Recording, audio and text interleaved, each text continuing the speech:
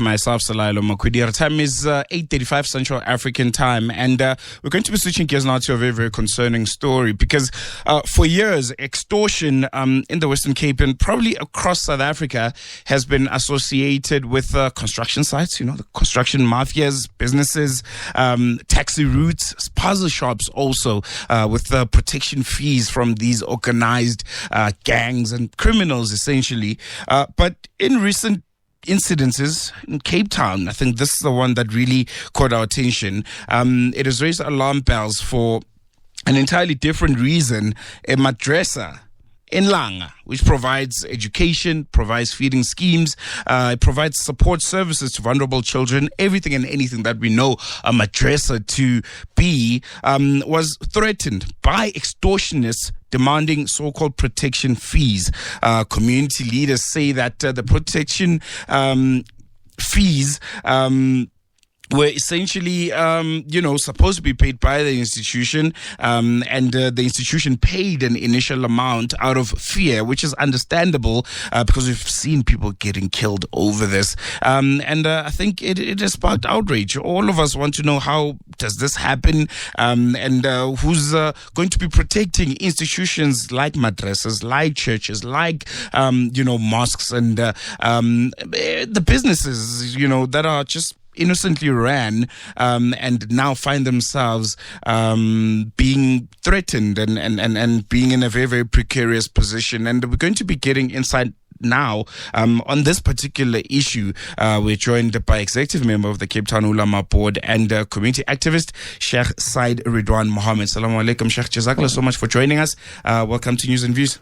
Wa alaikum salam. How are you today? And assalamu alaikum to all the listeners as well. No, we well. Jazakallah so much. And shukran for having me. No, shukran for coming so early in the morning in studio to chat to us about, I think, what's a very, very concerning state of affairs. I think we'll jump right into it. If you can, just take us through what really happened out in Langa. How did you first become aware that this madrasa was being targeted? What was the modus operandi? And for our listeners who are not following, just encapsulate it for us as briefly as you can.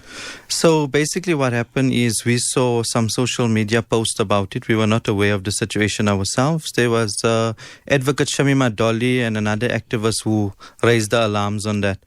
Subsequent to that, we just seen it. We said, okay, we'll try and reach out. Let's see who is Langa Madrasa, whatever it is, because the Cape Town Ulama board did not have interaction with them at that point. And we were added to a WhatsApp group, and the person who runs the madrasa, I don't want to mention his name on air, but what happened is he contacted us to say, you know what, we need assistance. This is what happened. This is what transpired. I went to the police station. They didn't want to open the case, and I need somebody to assist me because this was 2 days later. I'm scared to go to another police station and be refused help. So I don't know what to do.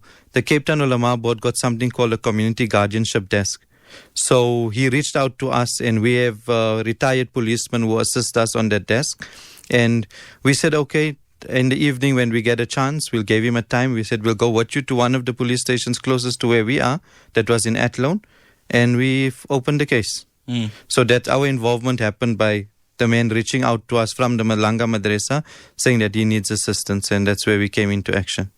Was it the first time that the Ulama board was faced with this kind of situation where a madrasa or mosque was extorted essentially? So yes, I think it's the first time for us that we're dealing with a madrasa that was being extorted. Extortion has been happening obviously in the Western Cape, as you mentioned, with the construction sites, businesses, the foreign-owned businesses also.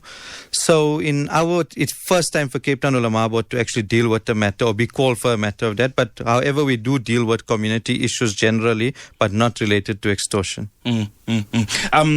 Just reading and doing my research, I found out that the initial, fee that was requested by these extortionists, these criminals, was paid by the madrasa. Can you give us more insight on that, the reason why it was paid? So what happened is initially, I think it was made through a telephonic call. I do have the audio recording as well of the call, where the extortionist tells the guy, no, you know what, please, you must give us the money. This is it here, otherwise your life's in danger. And basically the committee member was pleading with him to say that, you know what, this is a place of God. This is where we're going to pray for you and pray for everyone. And like pleading to him to tell him, like, you're at the wrong place for this extortion. And the guy told him, you know what, I'm serious. You maybe think I'm not serious, but I'm serious about it. Subsequent to that, I think they reached him a second time, and then that's when he felt the pressure to make the payment. I think he mentioned that the street committees in Langa said that it's best to pay the extortion fees.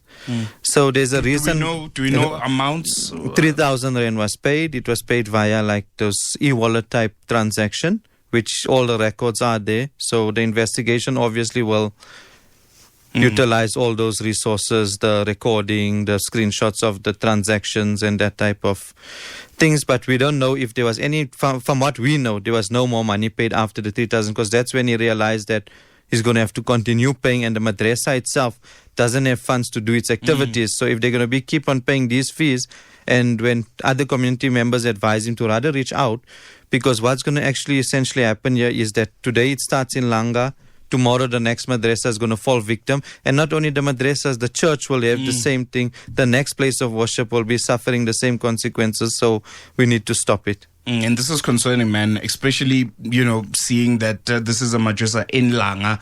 We know that, this is a relatively impoverished township, and not a lot of people work from that. Madrasa itself becomes under pressure to be the one that provides services to the people. Do we know what the demands were for? Was this a protection fee or a fee for you to be in this region? Upon the voice note or the recording that we heard is that everyone is paying this protection fees. So protection, it doesn't say for what. Yeah, you understand. So the point is, I think it's just extortion. It's literally free money for the gangsters and extortion guys. So they're out there on a parade, basically every place. They mention in that voice note that many people are already paying. So you need to pay because they made it normal. They normalized it, basically. That's very, very concerning. Let's talk about law enforcement now, because you said, the madrasa leaders went to the police. They were not assisted. Is there any progress in the case? So what happened? They went to Deep River SAPS. Why? Simple reason is they're in Langa. They felt unsafe to go to the Langa SAPS because they believe that they alleged that there is corruption happening there at that station. So they chose a different station. And when the men went to that station, they told him, no, he must go back to Langa.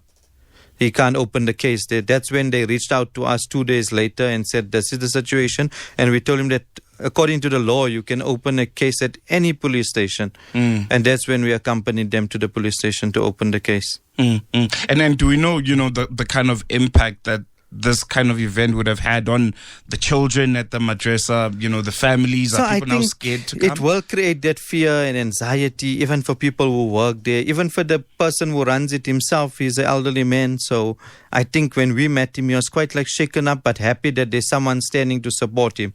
And we felt that, we have to support him in this case, because tomorrow it can be our centers, our madrasas. This thing can maybe hit the whole country. If it actually works, then maybe this is part of it, because they've been doing these extortions to construction sites, other businesses, and now madrasas. They're just crossing a different line. And I think I want to touch on what's very, very important. You guys now having experienced this and having dealt with it, the fear and concern that it could spread, to other madrasas, other mosques, and other places of worship. What advice would you give, to, other leaders of these organizations should they be faced with something like this?